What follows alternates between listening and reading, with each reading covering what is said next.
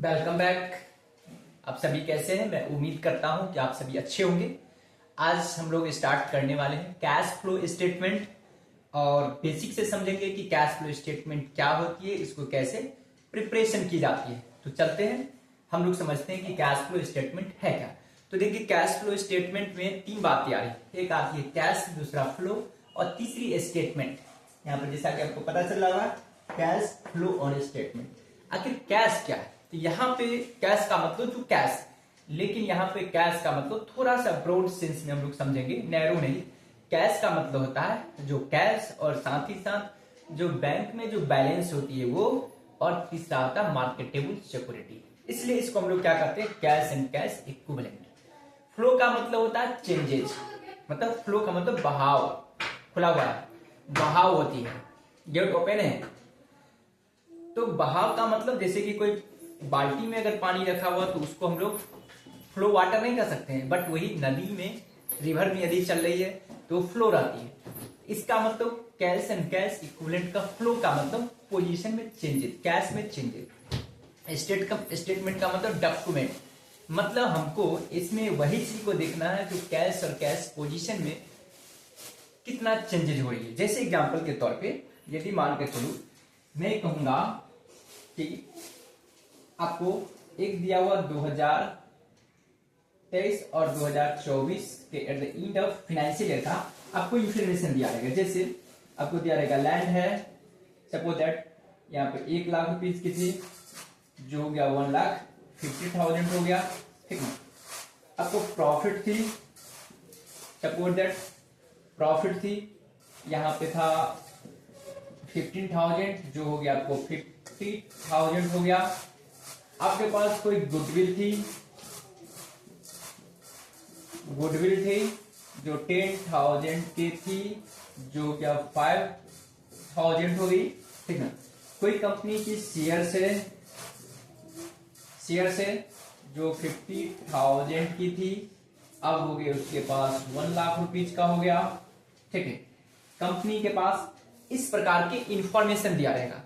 यहां पे अपने लोग को करना क्या है कि यहाँ पे यही कैश का इनफ्लो जो होती है, फ्लो मतलब कितना कैश का इनफ्लो हो रही है, कितनी कैश की आउटफ्लो है, उसको हम लोग को इंक्रीज करनी है। जैसे 1 लाख से 1,50,000 हो गया, इसका मतलब ये 50,000 से क्या हुआ, कैश का आउटफ्लो हो गया। क्यों? क्योंकि मेरे पास स्टार्टिंग में लैंड थी 1 लाख, अब हो गया 1,50,000। इसका मतलब ये हुआ, जाहिर सी बात है, इसका मतलब ये हुआ कि 50,000 रुपया से क्या हुआ, कैश मेरा चला गया, क्योंकि मुझे लैंड फिर से एक्विजिशन करना पड़ा होगा 1,50,000 से। सपोज अगर मान के चलिए लैंड की जगह पे एक और प्लांट होता, कोई fix assets, suppose that plant है जिसका वैल्यू था 1 लाख, ठीक है, अब हो गया 90,000। तो यहां पे देखेंगे ये जो प्लांट है, इसका मतलब 10,000 से डेप्सिट कर गया, तो क्या हुआ, इसका मतलब हो सकता है ये डेप्रिसिएबल एसेट्स है, तो इस प्लांट पे 10,000 से कंपनी ने डेप्रिसिएशन चार्ज करी होगी, ठीक है। तो आई होप आपको पता चल गया होगा, यहाँ पर कैश और कैश इक्विवेलेंट में जो चेंजेज होती है उसी को शो की जाती है। इसलिए कैश फ्लो स्टेटमेंट का एक डेफिनेशन होती है सिंपल सा, as per accounting standard 3, cash flow means inflow and outflow of cash and cash equivalent between 2 financial year. कहता है cash and cash equivalent, cash flow statement का मतलब होती है एज पर अकाउंटिंग स्टैंडर्ड 3 का कैश एंड कैश इक्विवेलेंट में inflow और outflow between 2 financial year, मतलब कितना कैश का इनफ्लो हो रही है, कितना आउटफ्लो। इनफ्लो मतलब रिसीट ऑफ कैश, आउटफ्लो का मतलब पेमेंट ऑफ कैश। बातें समझ में आ रही है? जैसे कि मैंने यहाँ पर एक एग्जाम्पल दिया, यहाँ पे क्या हुआ, 1 लाख से लैंड हो गया 1,50,000, इसका मतलब क्या हुआ, 50,000 से कैश का आउटफ्लो हो गया, मतलब माइनस में हुआ, निगेटिव हो गया। यहाँ पे क्या हुआ, प्लांट 1 लाख से 90,000 हो गया, निगेटिव हुआ, डेप्रिसिएशन चार्ज हो गई। In the same way share था कंपनी के पास 50,000 का, 1 लाख हो गया, कंपनी ने शेयर को इश्यू किया, इसका मतलब इनफ्लो ऑफ कैश हुआ, इनफ्लो मतलब रिसीट हुआ कैश का, ठीक ना। नहीं, शेयर 1 लाख का परचेज किया तो शेयर परचेज करेगा, आउटफ्लो हो गया। यही अगर शेयर्स होता, सपोज दैट कंपनी के पास शेयर्स होती 1 लाख रुपए स्टार्ट में, ठीक है, और कंपनी के पास यहाँ पे हो जाती 50 शेयर का, ठीक है, शेयर को इशू किया। इसका मतलब कंपनी ने शेयर को बेचा, इसका मतलब यहां पर ये हो गया कि कंपनी के पास कैश का रिसिप्ट हुआ। तो इन प्रकार की आइटमों और ट्रांजैक्शन को हम लोग कैश फ्लो स्टेटमेंट में शो करते हैं। तो हमेशा याद रखेंगे कि कैश फ्लो स्टेटमेंट एक लॉन्ग टर्म नहीं होती, ये शॉर्ट टर्म होती है, जो फाइनेंशियल पोजीशन को चेक किया जाता है कि कंपनी के पास जो कैश की बैलेंस है लास्ट में वो कितना बचा हुआ है, ठीक है। अब चलते हैं आगे, नेक्स्ट हम लोग इसका प्रोफार्मा, कुछ इस तरह से प्रोफार्मा बनाते हैं कैश फ्लो स्टेटमेंट का इनडायरेक्ट मेथड में, ठीक है, कुछ इस तरह से होगा cash CFS cash flow statement, ठीक ना। यहां पे लिखा जाता है पार्टिकुलर्स, आई होप आपको बातें समझ में आ रही होगी। और यहां पे होंगे अमाउंट होंगे,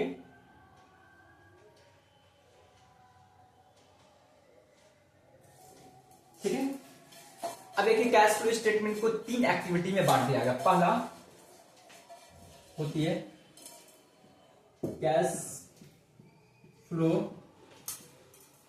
फ्रॉम ऑपरेटिंग एक्टिविटी,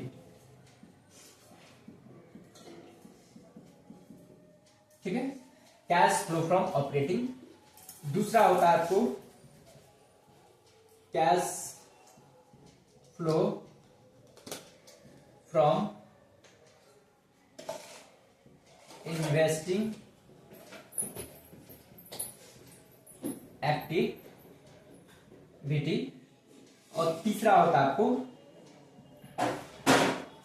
है cash flow from financing activity,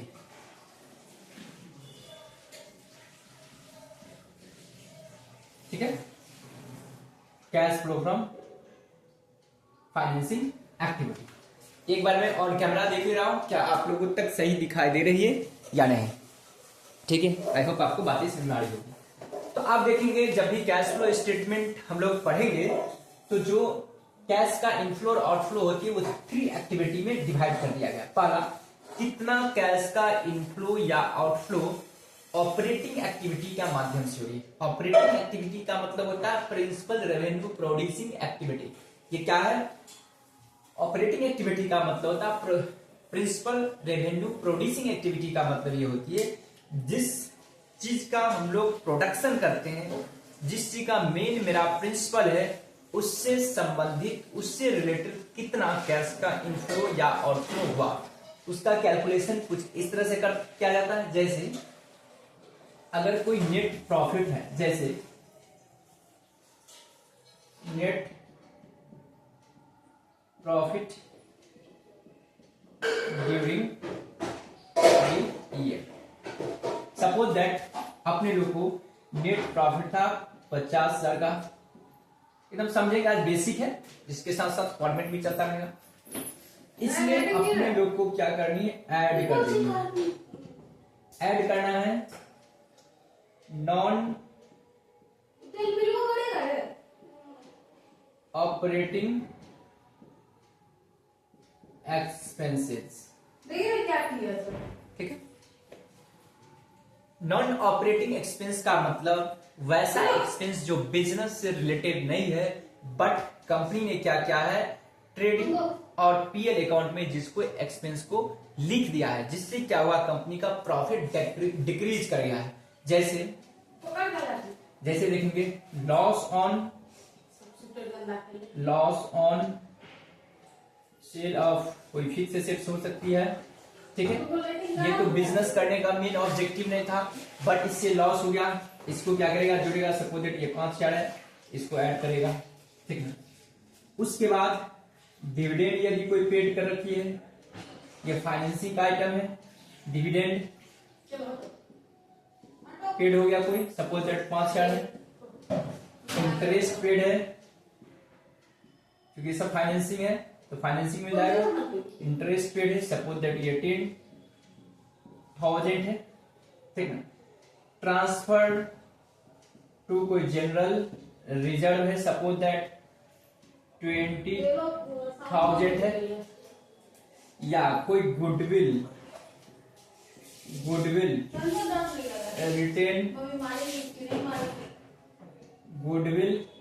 retain of है, suppose that 2000 goodwill return of, क्योंकि इससे कैश नहीं आता है नहीं जाता है। या यूं कहे तो डेप्रिसिएशन, बोलिए सर डेप्रिसिएशन क्या ये नॉन ऑपरेटिंग है? नहीं भाई, ये है तो ऑपरेटिंग एक्सपेंस, लेकिन नॉन कैश आइटम है, सपोज दैट ये 3000 है। हमेशा याद रखेंगे डेप्रिसिएशन को भी ऐड कर देनी है, क्यों? क्योंकि प्रॉफिट एंड लॉस अकाउंट में कंपनी ने डेबिट कर रखा होता है, और ये डेप्रिसिएशन क्या है? नॉन कैश आइटम है। तो यहाँ पे हम लोग सिर्फ वही आइटम को लेते हैं जो कैश से रिलेटेड है। मतलब कंपनी ये देखना चाहती है कि कंपनी को ऑपरेटिंग से रिलेटेड एक्टिविटी से कितना कैश का रिसीट हुआ और कितना कैश का आउटफ्लो हुआ, मतलब आउटफ्लो और इनफ्लो हुआ। आई होप तो कंपनी ने इन तमाम प्रकार के नॉन ऑपरेटिंग या नॉन कैश आइटम को अपने ट्रेडिंग से रिड्यूस कर रखा होगा, इसलिए मैं उसे पुनः एड बैक कर दे रहा हूं, ठीक है। तो देखेंगे ये आ जाएगा अपने लोग को। एक और मैं कलम बना देता हूं यहाँ पे,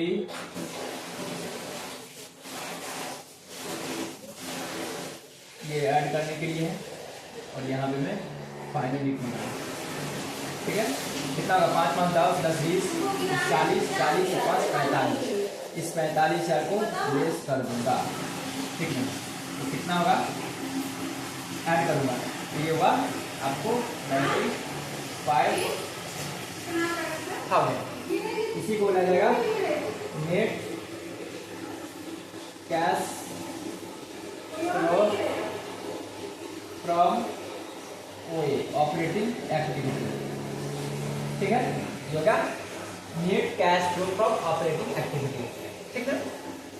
अब देखेंगे cash flow from investing activity का मतलब क्या होती है। कंपनी को कितना इन्वेस्टमेंट से रिलेटेड कैश की इनफ्लो हुआ या आउटफ्लो हुआ, इसमें कंपनी ये देखने की कोशिश करती है, ठीक है। थोड़ा सा मैं थोड़ा वीडियो को चेंज कर दे रहा हूँ, दूसरा को वीडियो लग गया है। क्या समझे?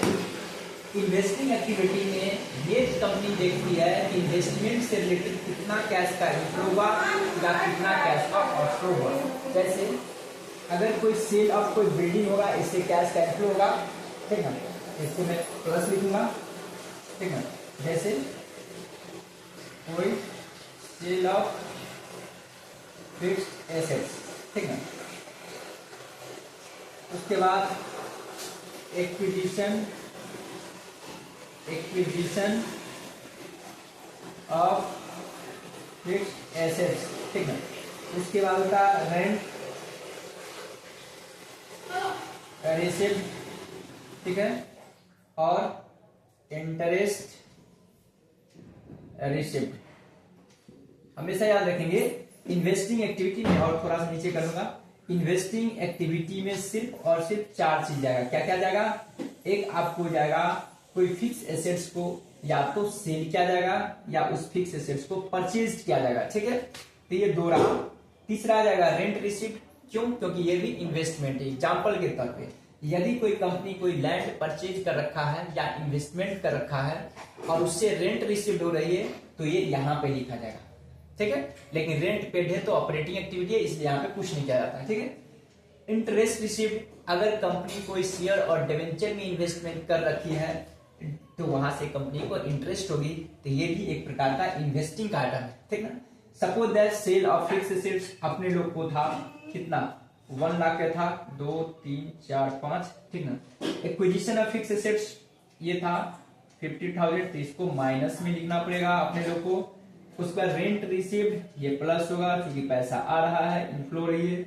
इंटरेस्ट रिसीव पैसा आ रहा है इसलिए इसको प्लस में। हमेशा याद रखेंगे कैश फ्लो में यदि अपने लोग को क्या है, यदि प्लस होती है तो उसको कुछ नहीं लिखा जाता, यदि माइनस में होती है तो उसे ब्रैकेट दे दिया जाता है। कितना होगा देखेंगे, 50 बचेगा 70, यानी कि यहाँ पे आपको आया 70,000। इसको मैं बोलूंगा net cash flow from investing activity. ठीक है, ये हुआ इन्वेस्टिंग। तीसरा बोलूंगा कैश फ्लो फ्रॉम फाइनेंसिंग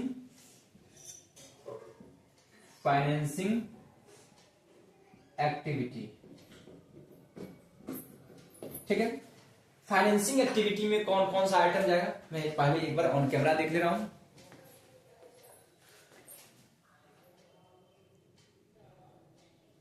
ठीक है, फाइनेंसिंग एक्टिविटी में कौन कौन सा आइटम जाएगा उस पे हम लोग पहले विचार करते हैं। थोड़ा सा ये टेढ़ा हो गया, मैं इसको थोड़ा सा सीधा लिखने की प्रयास करूंगा ताकि अमाउंट लिखने में किसी प्रकार का इश्यू न हो। ठीक है, अब देखिए फाइनेंसिंग का मतलब जो फाइनेंस से रिलेटेड, मतलब कि कंपनी का जो कैपिटल या शेयर कैपिटल को जो चेंज कर सकता है, जो इफेक्ट कर सकता है, उससे रिलेटेड जो भी कैश का इनफ्लो या आउटफ्लो होती है उसे हम लोग फाइनेंसिंग एक्टिविटी में लिखते हैं। जैसे issue of share, issue of debenture, redemption of debenture, bonus share को पेड कर देते हैं, ड्रॉइंग कर लेते हैं। ठीक ना, इन तमाम प्रकार के इश्यू और इनफ्लो और आउटफ्लो कैश को यहाँ पे लिखते हैं। मतलब अल्टीमेटली ये समझेंगे कैपिटल से रिलेटेड जो कैपिटल को कंपोजिशन और साइज को जो इंपैक्ट कर सकता है उसको बोला जाता है फाइनेंसिंग एक्टिविटी। जैसे एग्जांपल के तौर पे, ठीक है, और इस पे और मैं डेप्थ से एक क्लास मैं करवाऊंगा तो आपको समझ में आ जाएगा कि इसका और कैसे का अभी परफॉर्मा के बारे में समझते हैं। ये समझिए श्योर इतना ही आइटम होता है, इन्वेस्ट फाइनेंसिंग में इतना ही आइटम होंगे। अभी कैश फ्लो स्टेटमेंट का क्या परफॉर्मा है, किस तरह बनाई जाती है, उसका बेसिक चीज समझते हैं। ऑपरेटिंग में और बहुत सारे आइटम होंगे, वन बाय वन फिर हम लोग डिस्कशन भी करेंगे। ठीक है, तो इस तरह से आप लोग देखते चलेंगे कैश फ्लो इस तरह से बनती है।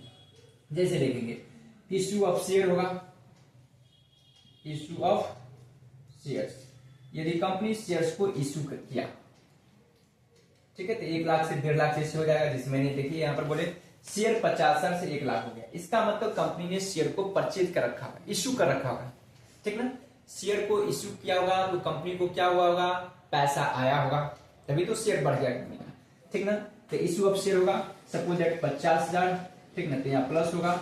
ठीक ना, इश्यू ऑफ डिवेंचर्स, अगर डिवेंचर्स कंपनी इश्यू करेगा पैसा आएगा तो उसको पॉजिटिव लिखा जाएगा। रिडम्पशन ऑफ डिवेंचर होगा, रिडम्पशन ऑफ डिवेंचर या कोई भी डेप्ट होगा तो यहाँ पे पैसा आ जाएंगे, सपोज दैट ये 10,000 रहेगा, ये माइनस में मैं इसको लिखूंगा।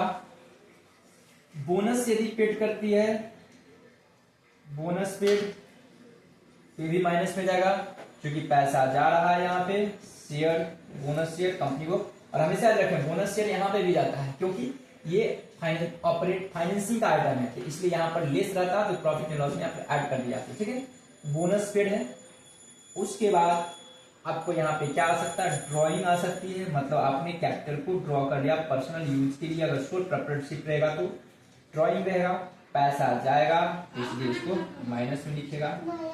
यदि कोई कंपनी लोन लेगा, जैसे लोन के तो कंपनी के पास पैसा आएंगे तो उसको मैं प्लस में लिखूंगा, सपोज दैट 10,000। ठीक है, तो इस तरह से रहेगा। इसको ऐड कर लीजिए 5, 10, 1 लाख, 1 लाख में से 10 लिया, 1 लाख में से 1 लाख 10, 1 लाख 10 में से चला गया आपको 20,000, कितना बचेगा 90,000, 90,000। इसी को मैं बोलूंगा net cash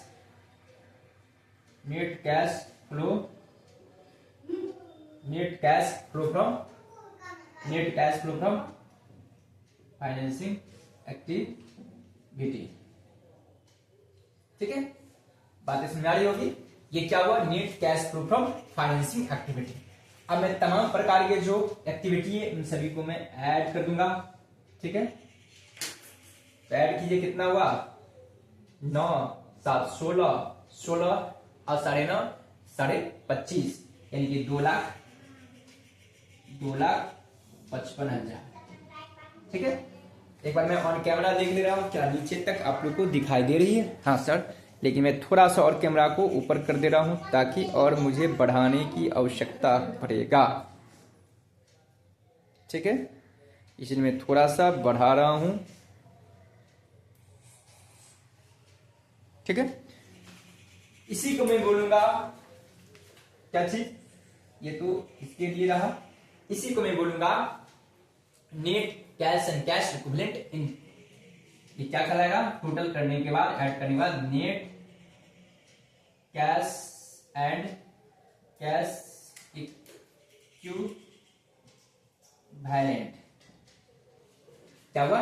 net cash and cash equivalent inflow, क्योंकि पैसा आया। अब इसमें मैं ऐड कर दूंगा, add opening cash and cash equivalent.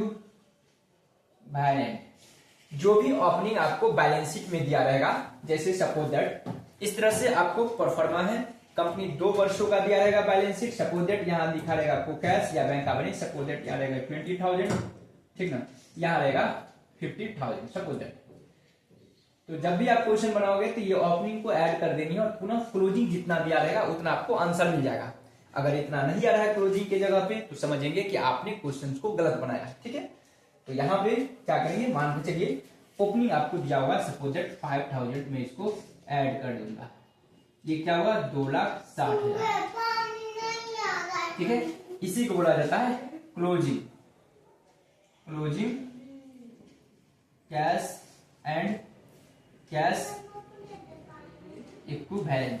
ठीक है, आपको आंसर आ जाएगा। जो 2,60,000 क्लोजिंग आया कैश एंड कैश इक्विवेलेंट, ये आपको बैलेंस शीट में गिवन रहेगा, इतना आपको अपने आप को मैच कर जाएगा। ठीक है, यदि इतना नहीं आ रही तो आप समझेंगे कि आपके द्वारा जो कैश फ्लो स्टेटमेंट बनाया गया कहीं ना कहीं गलत है। तो आई होप आपको बातें समझ में आ गया होगा कि कैश फ्लो स्टेटमेंट को परफॉर्मा किस तरह से होता है। तो आप लोग इन तमाम चीजों को नोट कर लेंगे। एक बार फिर मैं नीचे देख ले रहा हूं कि आप लोग को ठीक है, closing cash and cash equivalent ठीक है सर, दिखाई दे रही है। तो हमेशा याद रखेंगे ये क्या है, इन्वेस्टिंग एक्टिविटी में हम लोग क्या लिखते हैं, देखें ये लिखते हैं ऑर्डिनरी कोर्स ऑफ बिजनेस। क्या है, इसमें लिखता हूं प्रिंसिपल, ये क्या है, प्रिंसिपल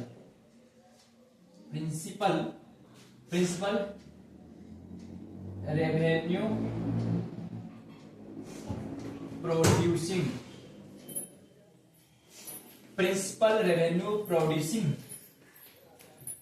एक्टिविटी। ठीक है, या रिलेटेड टू ऑर्डिनरी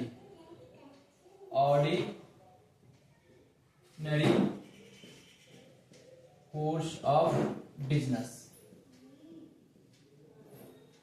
मतलब ये हुआ कि प्रिंसिपल रेवेन्यू प्रोड्यूसिंग एक्टिविटी है जो रिलेटेड करती है ऑर्डिनरी कोर्स ऑफ बिजनेस, जो आपको बिजनेस करने का मेन ऑब्जेक्टिव है, उससे रिलेटेड जो भी कैश का इनफ्लो या आउटफ्लो होती है उन तमाम चीजों को यहाँ पे लिखा जाता है। ठीक ना, और जो इन्वेस्टिंग एक्टिविटी होती है, ये जो एक्टिविटी होती है ये होती है इन्वेस्टमेंट से रिलेटेड। ठीक ना, acquisition and purchase, acquisition and sale of investment, sale यानी कि रिलेटेड टू, ये क्या है, रिलेटेड टू क्या है, इन्वेस्टमेंट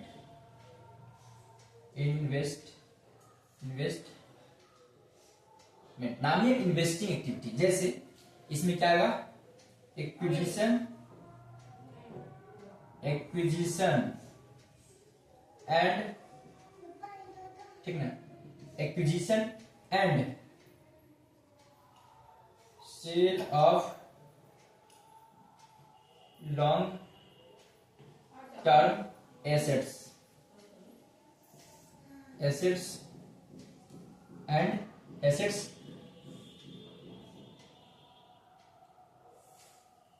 एंड ठीक है, मतलब क्या, ये है रिलेटेड टू किससे, इन्वेस्टमेंट से रिलेटेड। अगर कोई इन्वेस्टमेंट से रिलेटेड कोई इनकम आ रही है, मतलब कैश का इनफ्लो हो रही है या आउटफ्लो हो रही है, तो इन्वेस्टिंग में लिखा जाएगा। जैसे एक्विजिशन, मतलब कोई भी एसेट्स को एक्वायर्ड करेंगे, परचेज करेंगे, माइनस में जाएगा, सेल करेंगे प्लस में जाएगा, या उस एसेट से अपने लोग को क्या रहा, रेंट रिसीव हो रही है या इंटरेस्ट, ये दो ही को चीज आएगा एक्स्ट्रा, ये दो तो चार, इसके अलावा कुछ नहीं जाएगा, ठीक ना।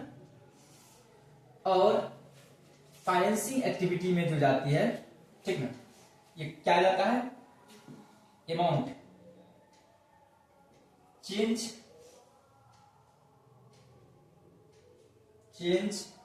In size and